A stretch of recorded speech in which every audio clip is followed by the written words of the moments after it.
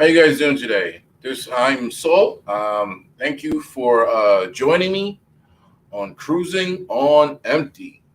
So our show for today is going to be on the Z. All right. Now, basically, as you know, the Z cars are some amazing cars, and I just wanted to bring a little light to that on how amazing these cars are. And so let me just start with a little background history and then I'll kind of get into my rants like I usually do. So basically, let me look at my notes. You know how I like to look at my notes here. So basically, we're going to start off with the Z31. Now, the Z31 basically ran from 1983 to 1989. Okay. Now, the Z31, when it came out, it was an amazing car. It was a really nice car. Matter of fact, let's put a picture up of the car so you guys kind of know what I'm talking about. So this basically is the Z31. It was an amazing car when it came out. Like I said, it ran from 1983 to 1989, right? Amazing, amazing, amazing car when it came out. Oh, also, before I forget, guys, this video here that I'm going to put on the bottom here, it's a link to the Z32, okay? And I give a detailed a breakdown, I guess I can say, of the Z32 and basically, how it ran and blah blah blah. You know the gist of the story. So you can click on that video on the bottom and watch. And I hopefully you guys like the video, please, and share the video. Subscribe as well. So let's get back into this video now. So basically, the Z31, amazing car. And Nissan, as you guys know, is a Japanese car. Okay. Now, what replaced the Z31 was the Nissan Z32. Now, if you know me, you know that this is my favorite. The Z32 is my Nissan Z32. And the Nissan Z32 ran from 1990 to 1996. Okay. Now, this car was a fun car. I owned one of these cars. I believe my car was a 92, I think it was, or 93 Z32. And they ran up to 96, like I said. And in Japan, they ran all the way up to 2000. But from 97 to 2000 in Japan, I believe they were called the red label. And on the between where the headlights are, that little cowl in the front, it was a little badge that said it said Z with the red background in the back of it. And that was considered a red label. The interior stitching, let me show you the interior stitching real quick. This is the interior stitching for the red label, which signifies it's a red label because it's got the red stitching on it. Okay, so yeah, getting back to this car. This car is an amazing car. It comes with a 3.0 V6 naturally aspirated engine, or you can get it with a twin turbo. Okay, now the twin turbos are really, really good cars, right? They got like 300 horsepower, maybe three and change, And let me tell you, for a sports car, there's not many sports cars I can say today that were as fun as this car. I mean, this car, you can actually take it on a long distance trip, be relaxed, okay? And then take it to the racetrack, drift all day, race around the track, and then drive it home. I mean, it was an amazing car, reliable, good on fuel, fast. I mean, this car was running with some big dogs. I mean, the Acura NSX, Toyota Super Twin Turbo, the Mitsubishi, what is it? Mitsubishi 3000 GT VR4, Toyota Supers, Toyota Super Twin Turbos, Porsches. It was running with Corvettes, Ferraris. I mean, you name it. It ran with it. I mean, when I had the car for a little bit, me and some friends, we would blast up to car shows. I had a friend of mine, he had an Acura NSX, a red Acura NSX. Had another friend of mine, he had a souped up Honda Civic, where he would go to the car shows with it sometimes, or he had a Z31, which he would go to the car show with us. And then we had another friend of ours, I believe he had a, I think it was a Supra. Don't quote me on that. But yeah, we'd have fun. We'd race up to the car shows and then come back. And I mean, it was just an amazing car, man. I really enjoyed the ownership of the car. It was an amazing car. Not to mention, while this car was in production, okay, it basically got the mentions from just about every car magazine that you can think about. Okay, just about every car magazine. Not to mention when the Z32 came out, it came out with cutting technology. I mean, it came out with stuff that really a lot of other cars didn't come out with at the time. I mean, the headlights. I mean, they had the halogen high beam headlights. I believe some of them had HIDs that came factory. These headlights were so popular that Lamborghini, okay, Lamborghini actually offered Nissan money for their headlights to put in their on the Lamborghini Diablos. I think from 2000 to 2002, they used those headlights on the Lamborghini Diablo. Okay, it was. I mean, to me, I knew because I looked at the headlights on those Diablos, and I'm like, wow, that looks familiar. So, I mean, the car is an amazing car. I mean, like everybody loved the car, man. It was just an amazing car. I'm so sorry that I actually got rid of the car. But who knows? Maybe in the future, I might actually buy another one. You know what I mean? I just might buy another one. Might do something kind of. I'm thinking of like of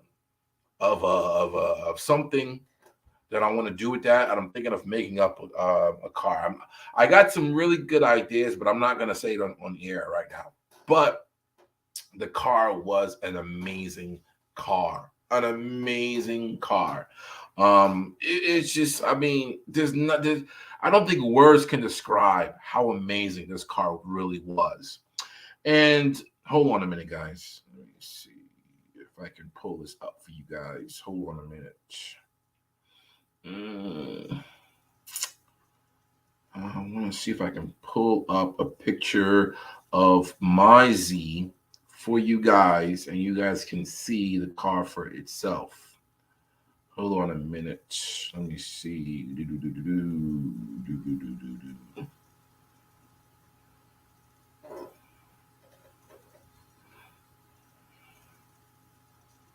Okay. All right. Let me see if I can pull this up real quick, guys. Just bear with me for a few minutes.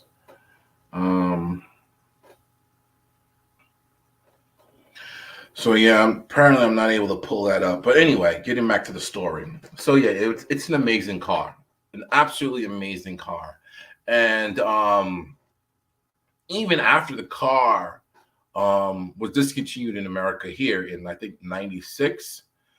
What I remember, because right around 96, 97, 98, I was in high school at the time, right? And I remember there were dealerships just dedicated to selling the Nissan Z32. Okay, this car here, the 300ZX NA, the twin turbo, and the convertible version of it. And I remember that when you call those particular dealerships, there was a waiting list of 1 year to get a hold of one of those cars. Mind you, 96, they had stopped producing them in America, but you still couldn't get a hold of them easily like that. There was a waiting list that you had to go through just to get one after they were discontinued in America. So when I say these cars are popular, they were popular. There's not many cars that I know of that after they're discontinued, you got a waiting list for about a year or so. Not many. Or they have a dealership dedicated just to selling Z32s. Yeah, you got Lamborghinis, you got Ferraris, you got all these cars. But I don't even know of a Lamborghini or a Ferrari where they have a dealership dedicated just to selling one particular car. Only one particular car. They had a dealership dedicated to selling this particular car only.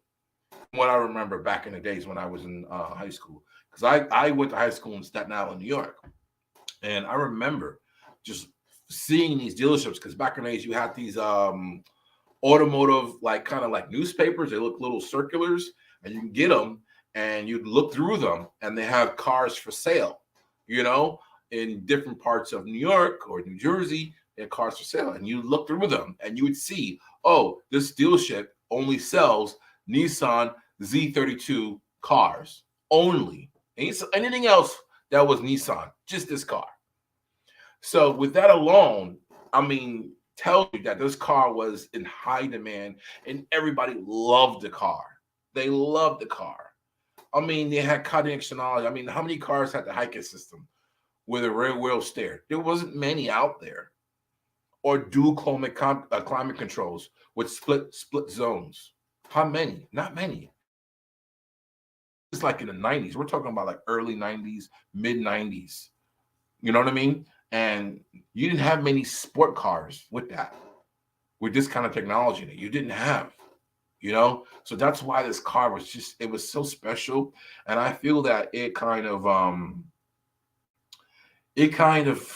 what's the word I'm looking for? It kind of seared its place in a lot of people's hearts, you know, growing up as a kid, or even if you were an adult, like you own this car, like it's going to be hard to even forget about a car like this if you owned it. I might sound like a fanboy right now, but listen, you might not know what I'm talking about, but if you'd owned one of these cars back in the days, you would have understood what I'm talking about or what I'm going on about, okay? And the sad thing about it is, after this car ended, there was like about 5-year gap, right? And then they came out with this piece of shit, the Nissan Z33. I mean, the car is just ugly outside and inside. I mean, it's just someone who must have beat this car with an ugly stick. It's just terrible. I mean, the reason why I'm so hard on this car, because you got to understand, the Z31 held its own.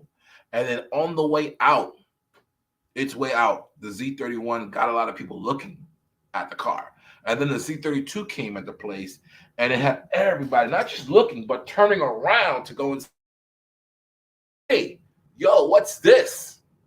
It got people even out of their seats, not just turning around out of their seats to see what this was. And then not even on the heels of it, but shortly after, a few years later, everybody was just waiting in hopes for like another Z to come that was going to be like this or better. And what did Nissan give us? The Z33. And it was just such a disappointment. It was just such a letdown. Like, what? What is this shit? You know what I mean? What is this shit? I wouldn't even take the car if you gave it to me. It was just a disappointment. Considering on the legacy that the Z31 left and the Z32 left, and then you came with the Z33. What? What is this? You know, it was just such a letdown. The designing of the car, the performance of the car, what the car offered you, what it gave you, it was just a big disappointment. It was a letdown, because if you own a Z31 or a Z32, you knew what these cars were capable of. So now if you're hopping out of those cars into this, like, what? No. No. It was a big disappointment. And then shortly after this came out, because let me see, this one came out between 2002 and 2008, the Z33. And then after that, it was a Z34, which came out between 2008 and 2021. And now this is the Z34. Now the Z34, which is also known as the Z370. Okay. Now it's not a bad car. The looks improved, yes. Performance improved, yes. But I wouldn't say it was really, I wouldn't say it was actually blowing smoke up my, you know what I mean, dress, so to speak. You know what I mean, if you want to use that metaphor. But it was a nice car. It was much better than the Z33 by far. By far, it was much better. But I wouldn't say the Z34 was making any kind of groundbreaking news, or it was bringing any kind of really cutting edge technology or new things to market where people were like, oh wow, look at what they got now in a sports car. You know what I mean? That's what the Z32 did. That's what I'm saying. It brought stuff to market where people were like, wow. The Z31 and Z32 were right around the time when Nissan said they were going to build the best car, sports car ever. This is right around the time. And when they gave you the Z31 and the Z32, they were trying to prove that guess what? We can do a sports car just as good or even better than all the other competitors out there. You understand what I'm saying?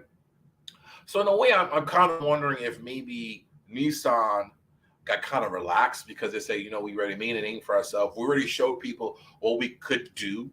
So I'm wondering if that was the case. Maybe they came out with such a shitty car, the Z33. Yes, they improved the Z34. Nice car, but it wasn't really, it didn't really have that je ne sais quoi like the Z32 or the Z31 did.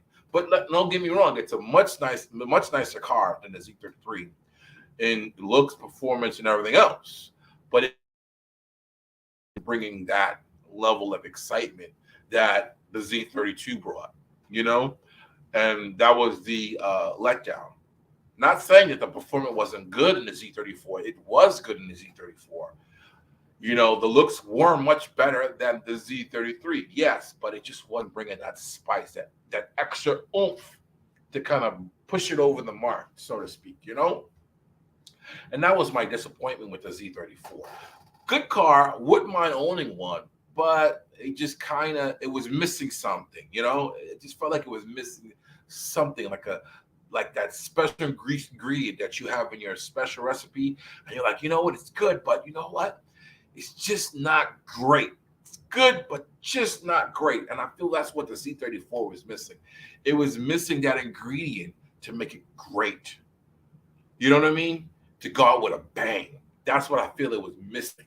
But it was a good car, but it wasn't great. But it was much better than the Z33. As I got to say that again, because the Z33 was just shit. Then Nissan gave us this. Now, a lot of people say this is the Z35, but Nissan is saying, no, it's still the Z34, which is kind of confusing because usually they bring out another model, but they're still going on the same heels of the Z34. So this is like another variation of the Z34, which is kind of confusing, but okay, whatever. And this came out. Well, actually, no, this just came out, but the Z34 was between 2008 and 2001. Beautiful. Now, magazines for the Z32, mentions of them were of that car was still being mentioned 10 to 12 years, okay, afterwards, after this car was actually discontinued, well over that. And then now we have this car here, which is supposed to be, I'm kind of confused on what Nissan is trying to do. Because we know what the Z34 is, but then this is supposed to be an updated version, I guess, of the Z34. Okay, whatever. A little confused on that. I'm not sure. I don't really know much about this particular Z34 that they're calling it. I guess you can call it a Z34/Z35, But I don't know much about it, but I hope that with this new version of the Z, that they've put some sort of technology in it that makes people sit up and say, oh, wow, look at what Nissan just did. They just, did something different. They just, did something that's not been done in a sports car before, which to me, I'm looking forward to that because it would make me happy. It would show me that, you know what, Nissan still's got that passion. Yes, afterwards they brought the GTR to America, and people are loving it. I get it.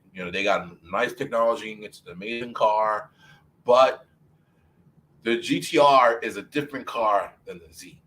They're like two different. I mean, yes, they're family. They're brothers and sisters, if you want to call them that, but they have their own lane that they sit in.